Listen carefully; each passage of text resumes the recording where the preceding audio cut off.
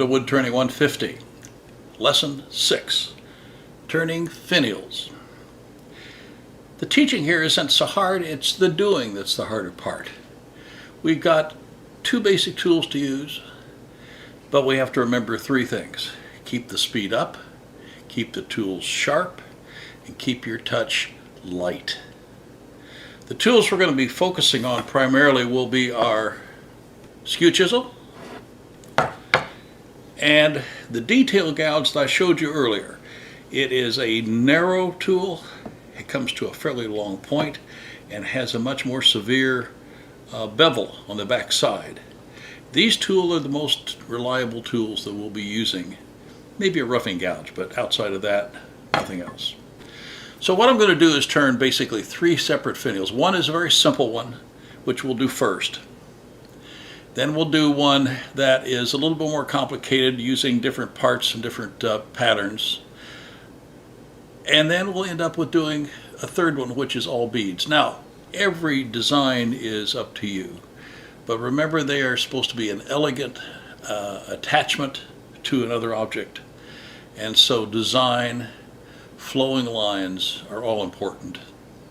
So I'm going to be using some maple blanks, and we'll be running at full speed, and I'll take you through each of these and provide a little bit of commentary. Most of it is watch. Does everything work perfectly? Not always. There's going to be some failures from time to time, likely for me too. So let's get to the lathe and get turning some finials. Well, here we are set up to do our first finial. I'm using strips of maple, a little over 3/4 square, a little longer than a pen blank, and I'm using it in the chuck to give a better, more substantial hold on this end. I've used the small coin point off of the one-way live center because it gives me a lot of clearance on this end, which I can also use. So we're tight between centers. We're going to rough it out, and we're going to shape it down into a long, slender cone. Speed up. Just roughing cuts.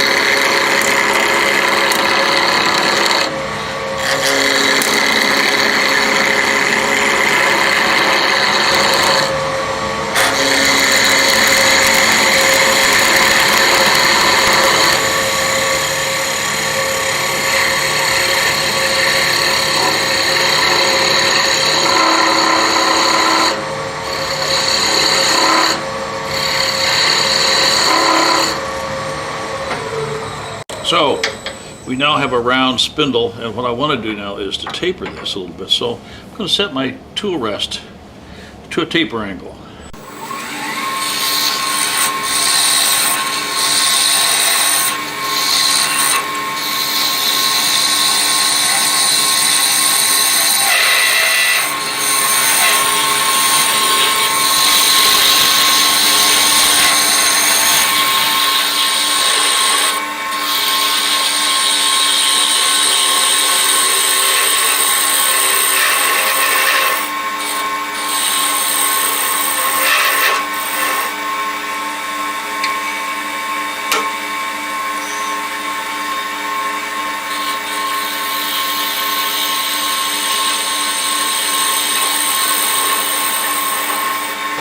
Now, I'm going to start shaping this finial. I'm going to leave a lump here so I can use tailstock support. I'm going to have a cove, long, slender cove, down, and I'll put a tip on the end of it eventually. So now this is a cove, creating a long, sensuous look.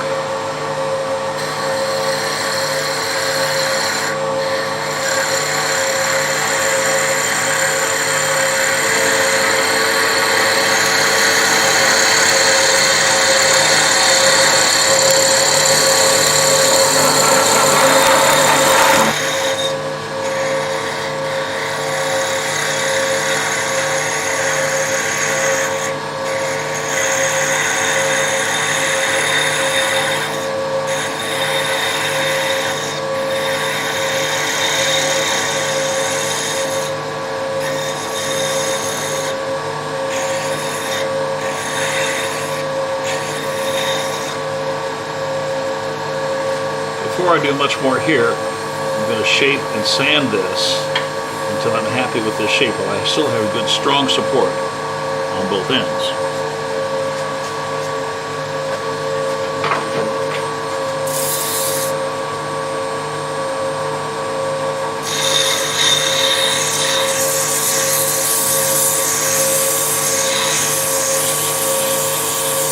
With 180 grit, if there's a spot that's not quite right, I can actually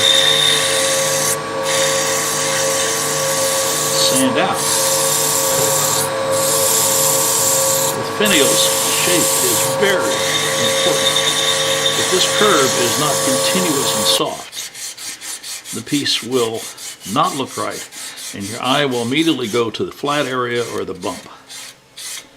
So that's just 180, good enough for our practice. But now what I want to do is begin to shape the other end here. Skew is getting a little dull. I'm going to switch to a different one rather than take the time to go and sharpen. That'll be fine.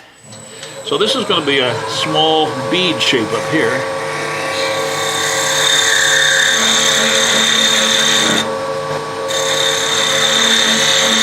And we also know we always have a problem with clearance in turning beads.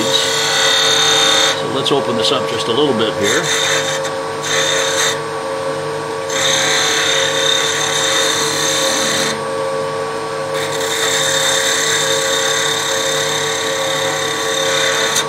And it needs to go farther.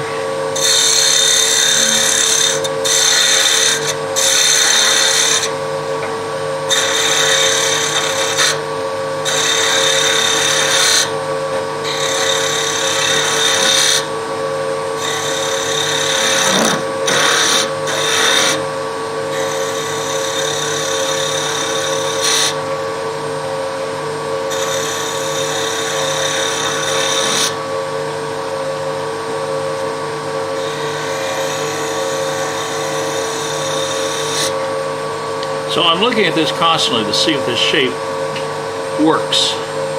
So I think it kind of does. Let's go a little deeper in here.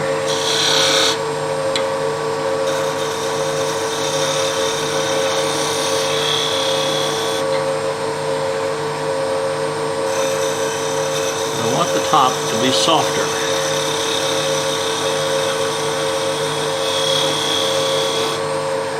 Sort of like that. So now we have to figure out how we're going to finish this off, and I think we'll just do another bead, and then because this finial is going to have to fit into something, I'm going to put a 3/8 tenon on the end of it.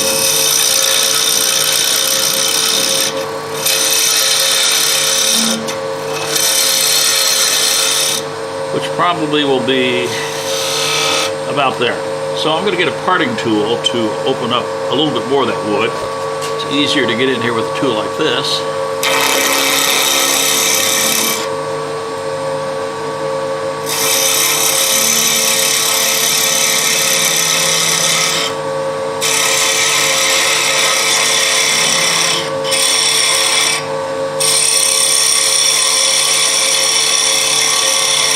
You can already see this is the part that's going to be the tenon.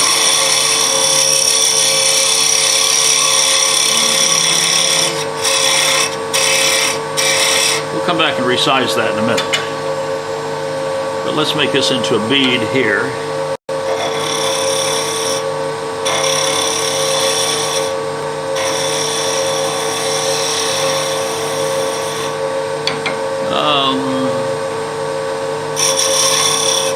A little worried about clearance with this big tool here, but it's working so far.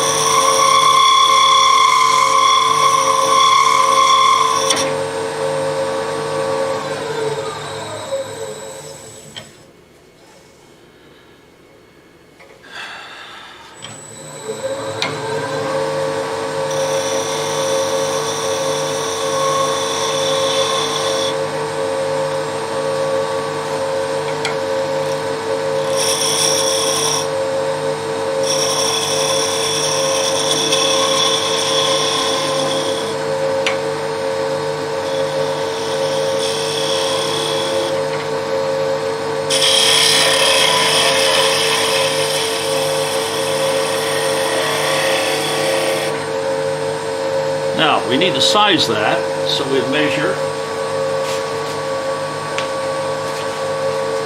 distance we want, let's say 3/8. And we'll size that with the parting tool.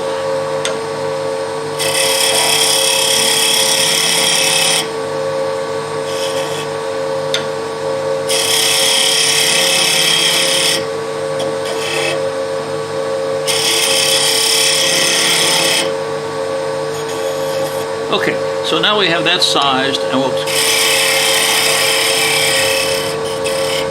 extend it a little bit. And now we'll come back and sand in this area. Still haven't forgotten about this.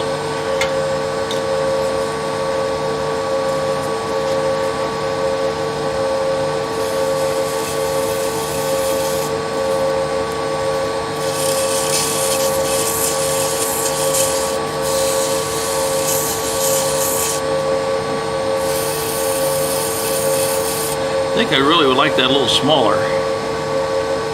That's just a matter of preference, personal preference now. We'll get down inside a little closer. That'll give me a little bit more control. Go back to our skew chisel.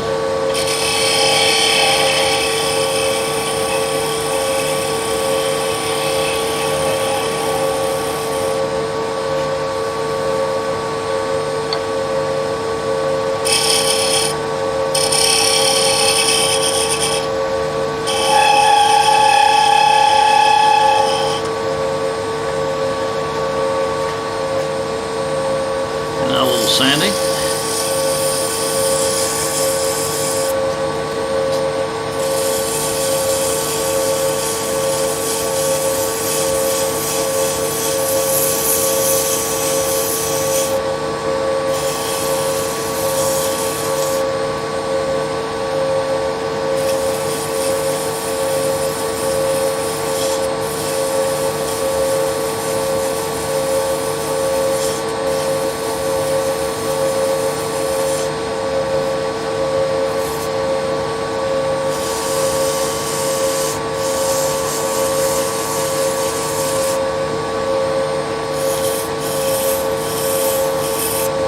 Now we're going to come down and finish off this tip.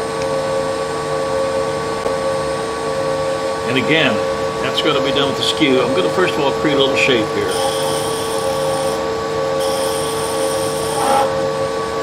And we're going to come it down just a little smaller.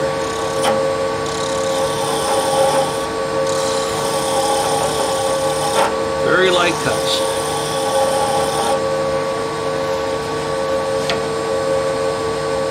Using the toe.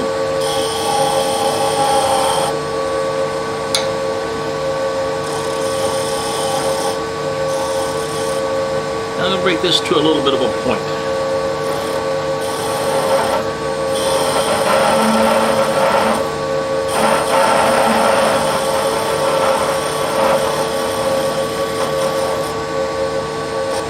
Use the tip now, only because it gives me a chance to see a little bit better.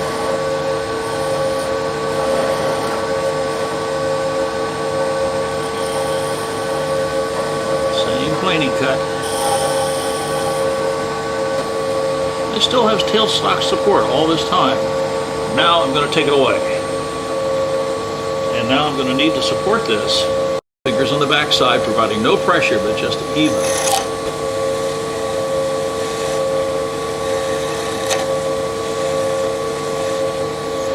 And just a little bit of sanding.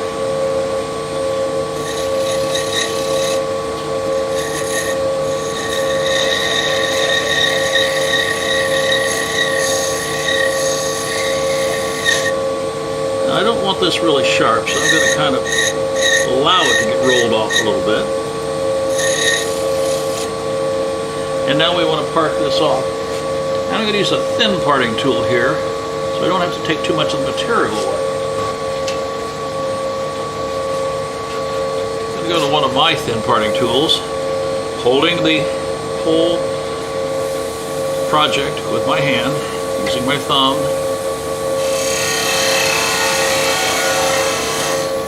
Overlapping cuts, even with a little tool.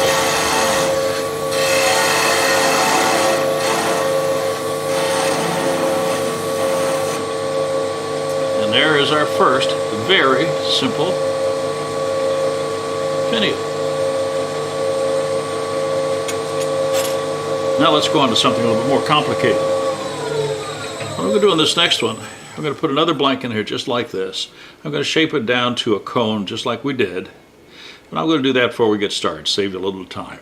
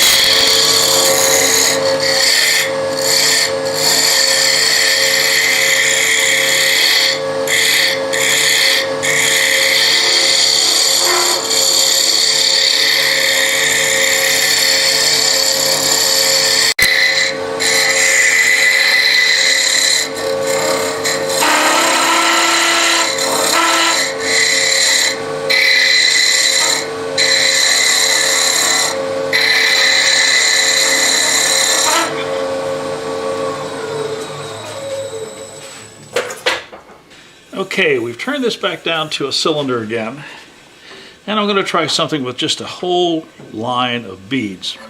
First, I wanted to show you my shallow fluted gouge that's specific for detail work. First of all, you see how narrow the point is. Second, how more acute the angle of the bevel is. Third, I've gone back here and shortened the bevel by taking a bunch of the mass here off so I can get down into even tighter little places. So anyway, that's where we're starting. I need that tool, and I need one of my skew chisels to lay out where we're going to be going. So let's start off here with a bead. Everything's nice and tight. Get a little finial coming down from that bead. So the first bead is probably right there.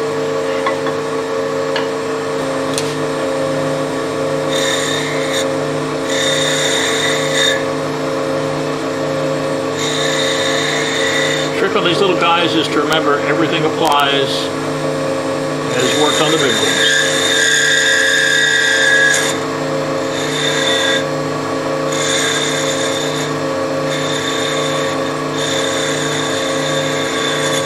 Roll the tool. Next bead's going to be just a little bit bigger.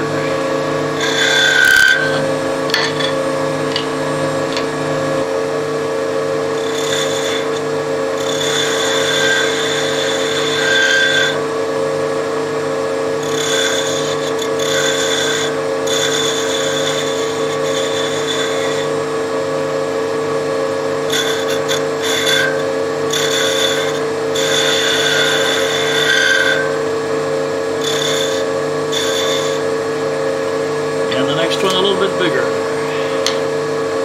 Not much.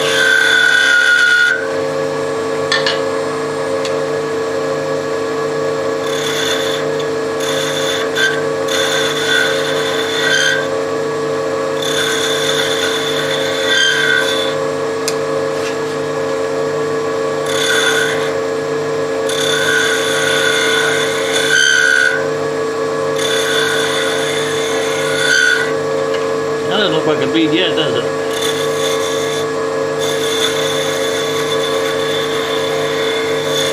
Looking better. Next bead.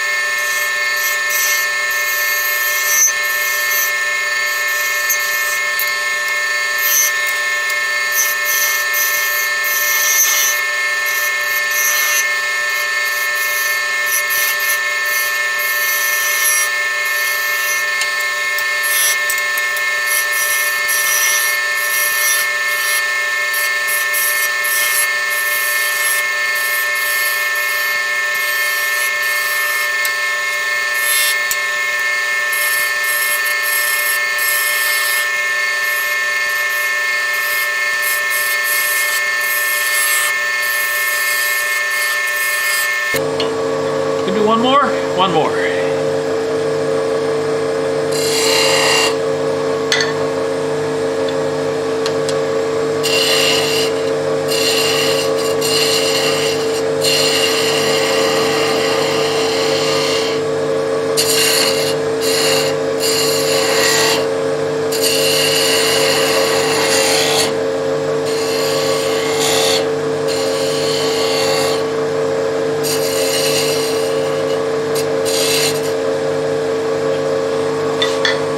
Okay, let's see how we're going to finish this off here. Let's see, another cove in here. Try not to run into the bead.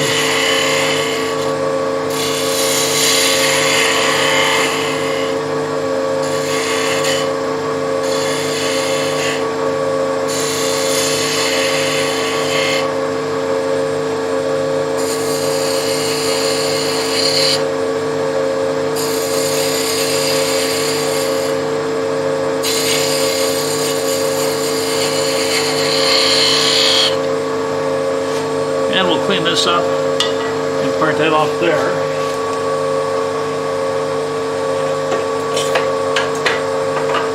Let's use our wide parting tool to establish some flats in here.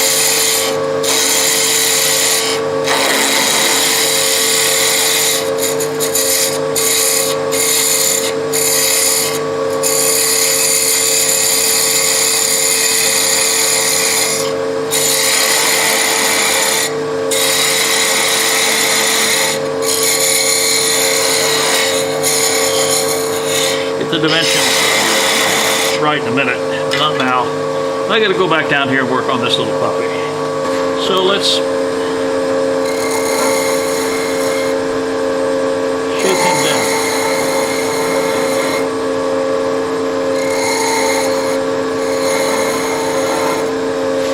I envision a long, slender, pointy thing.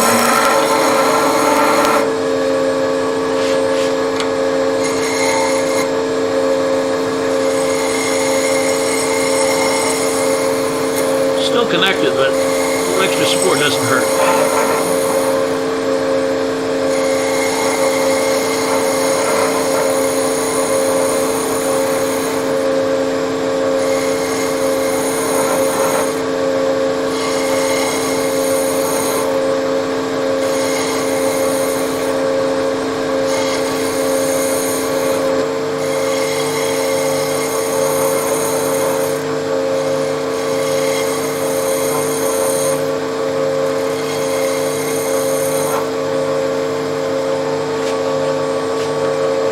Spot in here I want to clear for a little further.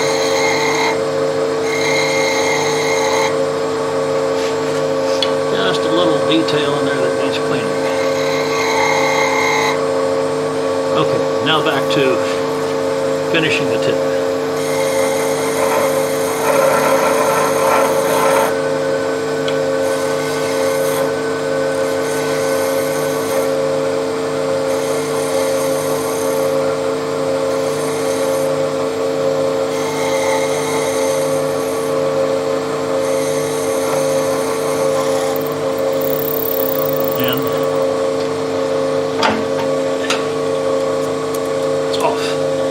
Now we're going to finish this off.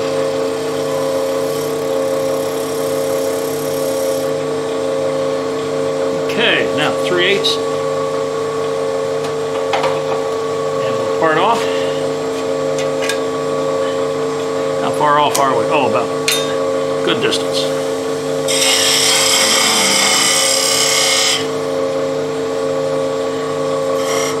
Yeah, just about it.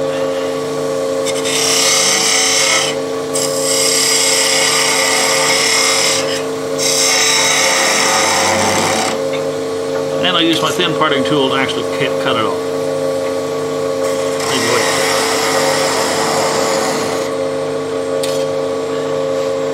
So we have a bead stick. Whatever.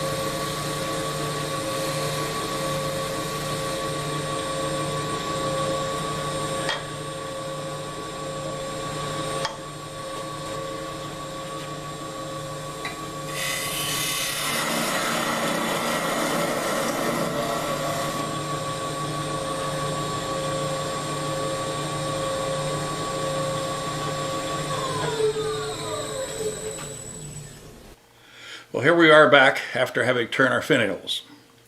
I hope that some of the things we showed in these 3 finials that we made gives you a chance to think of some things you could practice with. Remember the 3 basic caveats of finial turning. Keep your speed high, keep your tool touch light, and keep your tools sharp. So remember, we did a very simple one here, which I think anybody could do because it's just simple planing cuts and 1 bead. The key is to keep a sensuous, smooth, flowing line, not just to this one, but to any one you choose to do. This was fun to do simply because it's a chance to practice making some more beads. And this one, while it looks more complicated, is literally V-cuts and planing cuts. Planing cut, V-cut. V-cut for the little wedge, another planing cut, another V-cut. And this is simply a matter of combining those cuts into something that creates an effect like this. Well, this video also concludes the Woodturning 150 series. And I hope each of these lessons has provided you with an opportunity to practice, to learn, to get out into your shop and improve your woodturning basic skills. We'll be back soon in another series, and it'll be a series we call Woodturning 201, which is the basic bowl turning. And in that we will go through a couple of different bowls, but we'll also talk about not only the techniques, but a few things about design and form. So hope you're back for the next series, Woodturning 201. But meanwhile, stay safe, subscribe, have fun in your shop. See you soon.